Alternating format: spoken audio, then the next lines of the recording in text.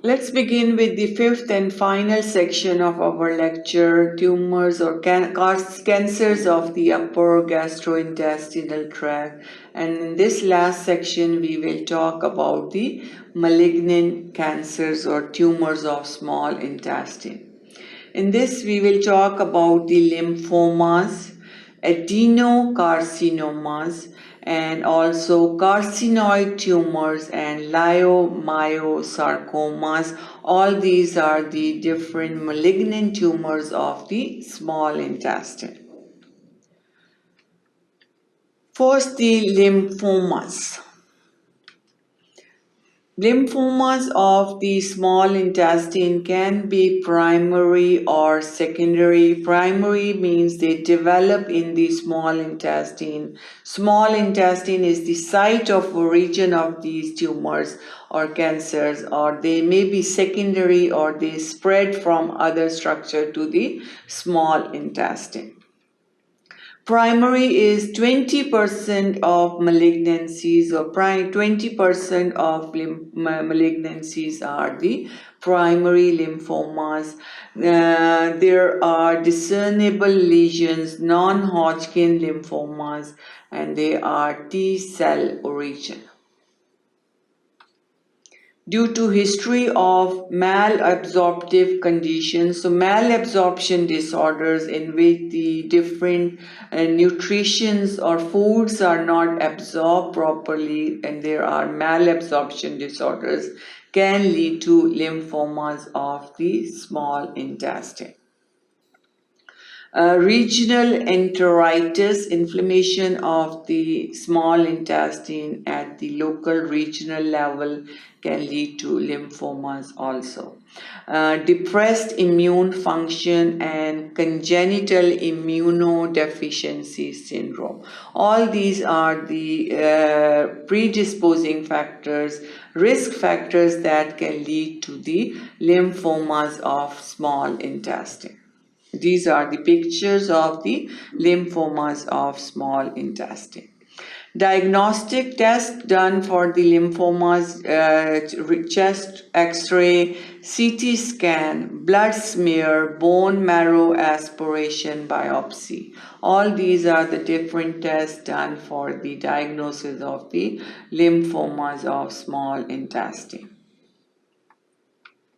Treatment of the lymphomas, we have tumor resection, tumor is removed or resected, radiation therapy, chemotherapy, and immunoproliferative small intestine disease. 75% remission in patient with localized disease. So resection of the tumor is effective only if the tumor is localized or limited. If it's already metastasized or spread, then the local resection is not very effective for the treatment. So if it is localized, the remission rate is about 75%. So prognosis is really good with the localized type of the lesion. 25% in individual with unresectable lymphoma. So again, if it's unresectable, the remission is only 25%. So depend on the how is localized or metastasized is the lesion. Clinical features are the chronic diarrhea and steatorrhea, vomiting and abdominal cramping, clubbing of the digits. You can see how bad is the clubbing of the digits.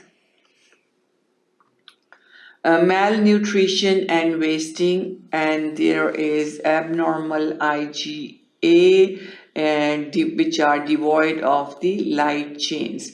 So these are some clinical features of the lymphomas, which is the malignant type of cancer, malignant tumor of small intestine.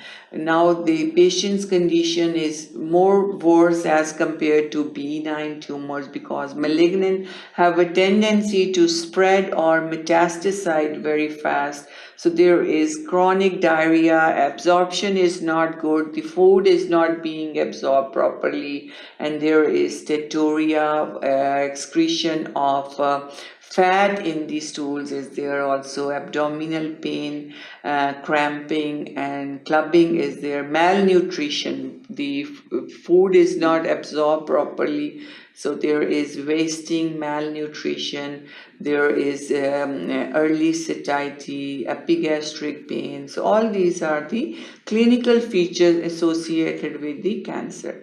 There is IgA abnormality, immunoglobulin A, in which there is light chains are absent. Adenocarcinomas, another type of malignant tumor, most common primary cancer. So most common primary cancer of the stomach, of the small intestine, is adenocarcinoma. So it develops in the small intestine. 50% of malignant tumors. So 50% of the malignant tumors are adenocarcinomas, very common. This is the picture that shows the adenocarcinoma.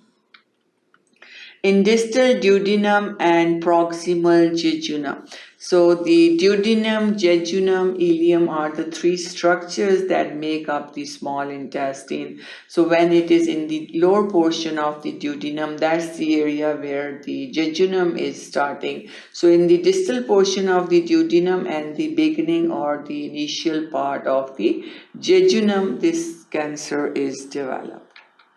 Ulceration, hemorrhage, obstruction are common with this.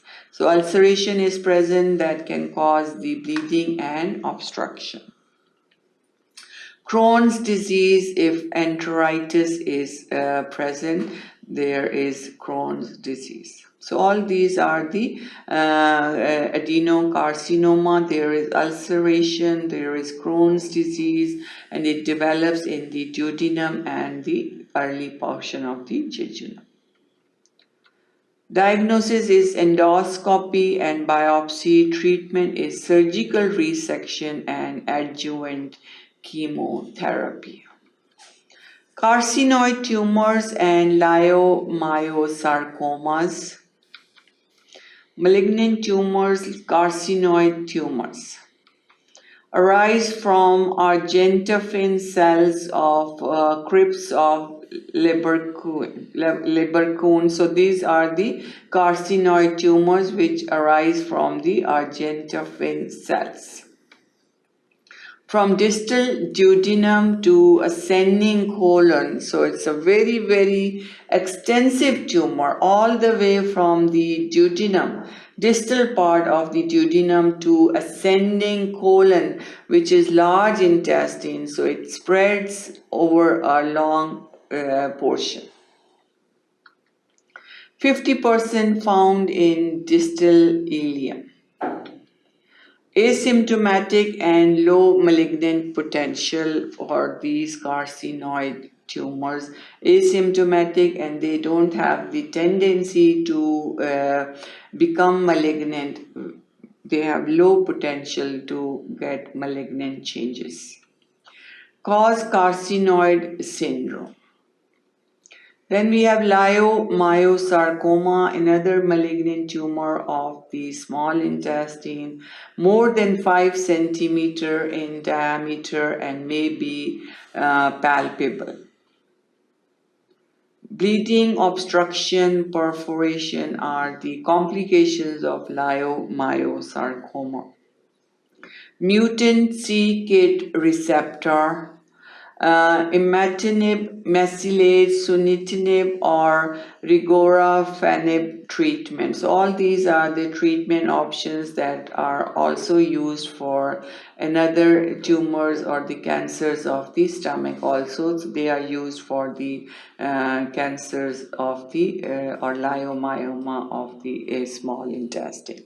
So this was all about the section 5, and that concludes our lecture topic, the tumors or cancers of the upper GI tract, in which we talked in detail about all the cancers, benign or malignant, involving esophagus, stomach, duodenum, jejunum, ileum, which are the three parts that make up the small intestine. So hopefully you learned about the tumors of the upper GI tract after this lecture. Thank you for watching sqadia.com.